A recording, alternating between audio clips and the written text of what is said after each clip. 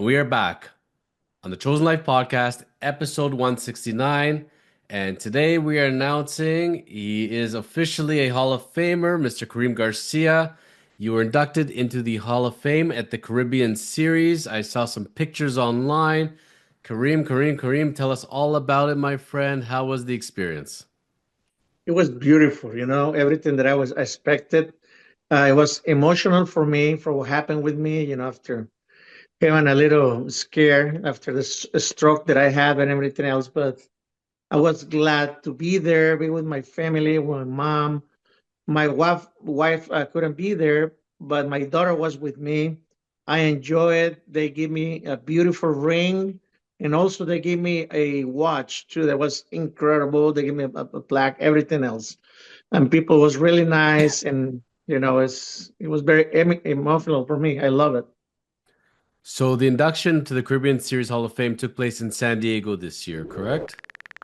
Well, I was in Mexicali. Oh, in Yeah. Mexicali. Okay. Yes. And you were flying over there from Texas, from your home in Texas. Yes. I did flew to San Diego. So very lucky, I think, that on the timing, after having suffered the stroke, and from the time you had the induction, it could have been touch and go, but you braved on, my friend. You got healthy. You said, "I'm not being stopped. I'm going to get on that plane. I'm going to make it to the ceremony." How much motivating, knowing you had that induction ceremony coming up, did it motivate you to get better? A lot. I was fighting the doctors. I say, "Oh, it's too many hours for the flight." So I don't care. I'm gonna make it. I'm okay. I'm doing everything you guys asked me. I'm working on it. So I'm still working on my speech. Through that, but little by little, I'm doing it. Well, I gotta tell you, man, you look like $1 million. Could not tell you suffered any health ailment whatsoever. So, for a person that had a stroke, was in the hospital for a period of time, you look amazing. It's a testament to the work that you're doing and continuing to doing. So, well wishes from the fans, and it was so great that Thank you. it's like God speaks, and finding out that you got the induction into the Caribbean Series Hall of Fame, everything worked out for a reason. And it's so glad that you were able to make that ceremony, the beautiful pictures, and lots of people in attendance there, I saw. Yeah, it was a lot of people, a lot of friends of mine made the trip. It was great to see him over there. So I enjoyed it a lot with my mom, with my daughter. I wish my wife and my other kids would have been there, but it wasn't possible. So, what effect did the Caribbean series have on your career? Like, uh, tell us some highlights from the Caribbean series in your playing days and what that series meant to you. A lot because when I was playing the Caribbean series, the other teams, Dominican, Venezuela, Puerto Rico, they always brought MLB players. So you always face good pitching, good hitters. Try to learn. Help me to come to the states after being ready for spring training all the time. Amazing. And if young players came to you now and said to you, "I'm thinking about playing in the Caribbean series," what would be your advice to them?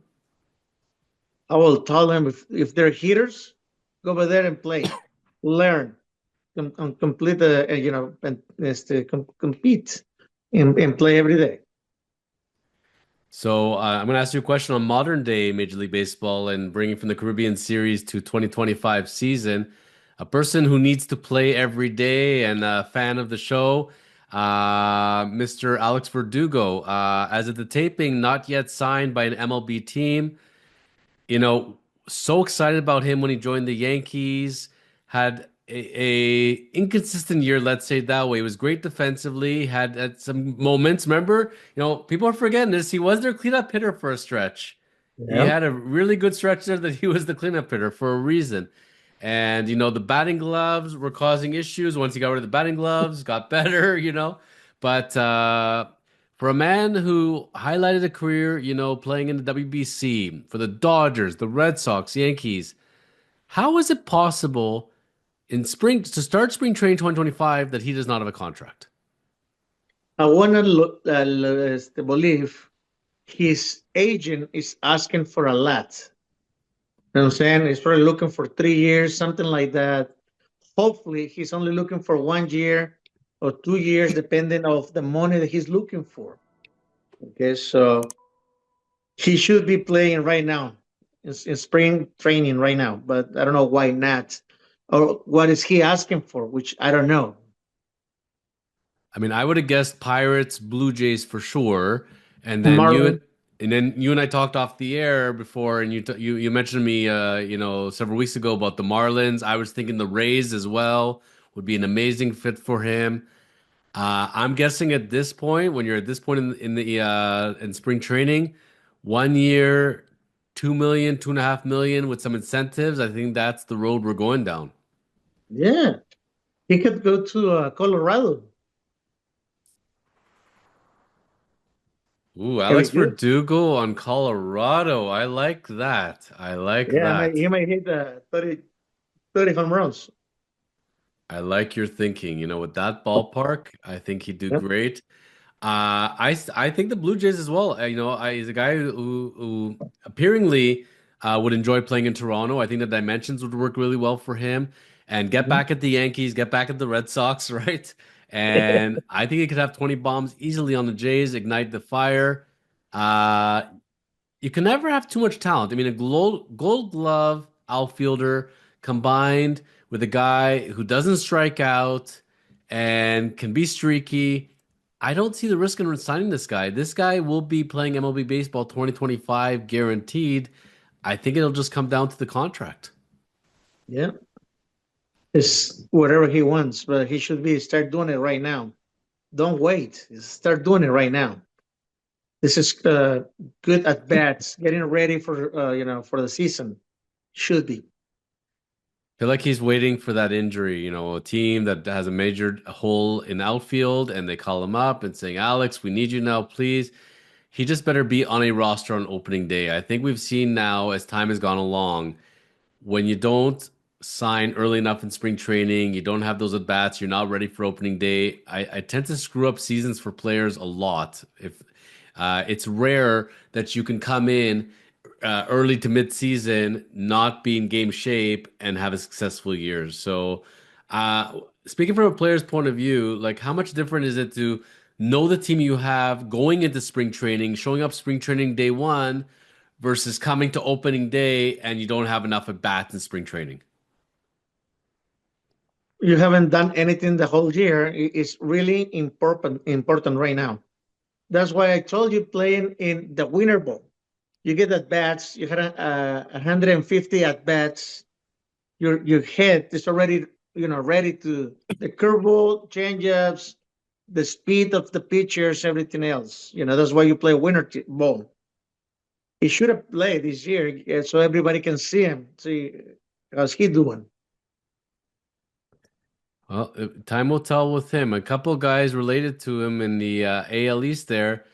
Vladdy Guerrero. I got to pick on the Jays a bit. Vladdy Guerrero. Were you surprised that the deadline came and went and he did not sign an extension? Because he said, if I'm not having an extension by the time spring training and I'm reporting, I ain't talking unless you offer me a monster deal. Are you shocked? A little bit because the problem is, I mean, Vlad is looking for Juan Soto's money. We want He won't get the money. 400 millions, maybe 500. If it's too much for me, it's a baseman. It's gonna be a DH, great hitter, power, RBIs. That's it. It's like a Frank Thomas. You know, average, power, RBIs, no position. So I think the Jays were hoping to sign him around the 300 something million. And I think he said if it doesn't start with a five, I'm not talking. So I think he's expecting at least 500 million. I agree. I think I'm in Toronto, and I believe that the Jays actually are doing a smart move here. That you can't pay this man 500 million plus. I think it's gonna be a big mistake. I thought they were gonna sign Alonso. I thought they were gonna find a way, and I think they were offering more money than the Mets. I think Alonso decided that his heart was in New York, and he did not feel like being in Toronto. and that's why Pete Alonso is not a Blue Jay today, but he would have been a great replacement for Vladdy. No, absolutely. But I mean, Pete wanted to be a Met, so they offered him a lot of money, but his agent again messed it up. Good old Scott Boras, Yeah. you play with it's funny when it's one thing when you go for an open market auction. It's another thing when your client only wants to play on one team and they offered you their best contract like a year and a half, 2 years ago, and you didn't take it.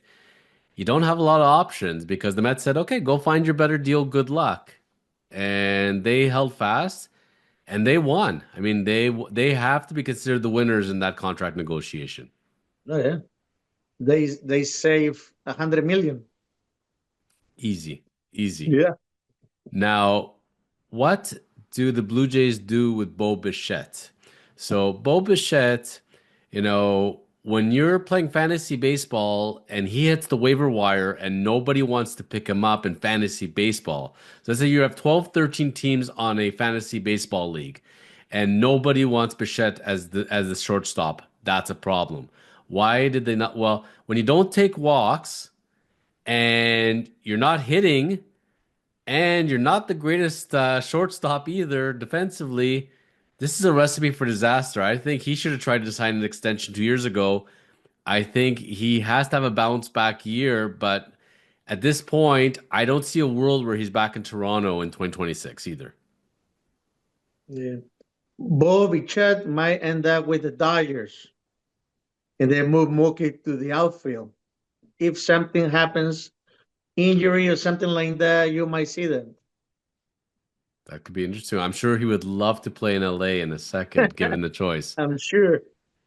But if you're a betting man going into spring training 2026, Vladdy Guerrero, Blue Jay or not Blue Jay? I think that they'll trade him. You think that Vladdy's Some going to more get prospect. traded? Okay. Yeah, I think so. What do you think about that Vladdy to Red Sox rumor? Wow. Vladdy for Devers. Hey, it's good for Toronto, I I'm Toronto think. in a second. You want to play third base, play whatever you want. You want to be our starting pitcher, please, Devers. Just anything. Um, to take on that contract, and because the Red Sox have a lot of players they need to lock up, getting underneath the Devers contract, having Vladdy in there for a year, you know what? Not the worst idea in the world.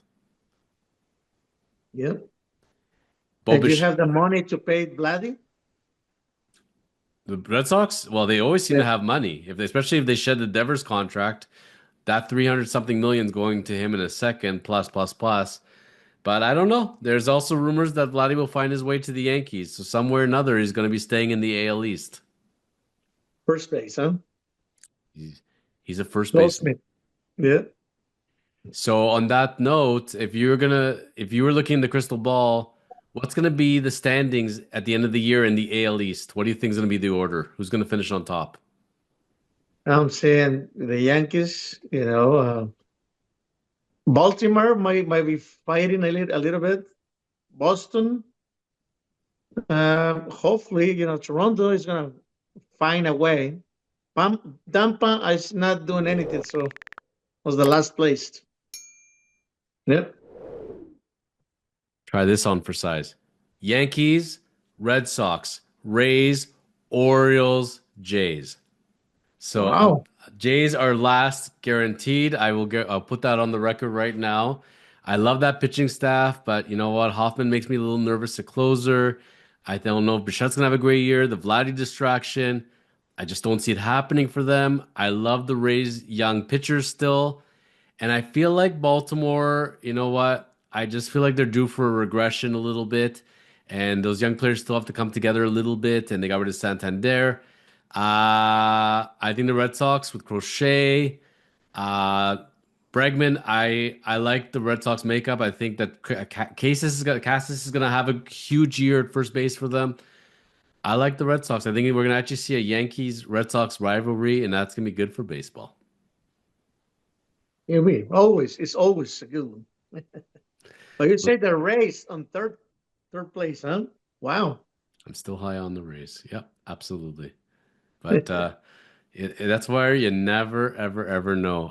Baltimore, I thought, you know what? You lost your top starting pitcher. I think they should have been a little more aggressive in free agency. I think they're still a little cheap, even though they have a new owner. And I think that's going to come back to bite them in the butt. So, on that note, we're going to come back next week for a third week. And got a few questions for you, Kareem. And not going to hold back. And let's see what you think. We got some MLB predictions for the 2025 season. You in? I All right. This is Chosen Life Podcast. We'll be back next week with Karim Garcia.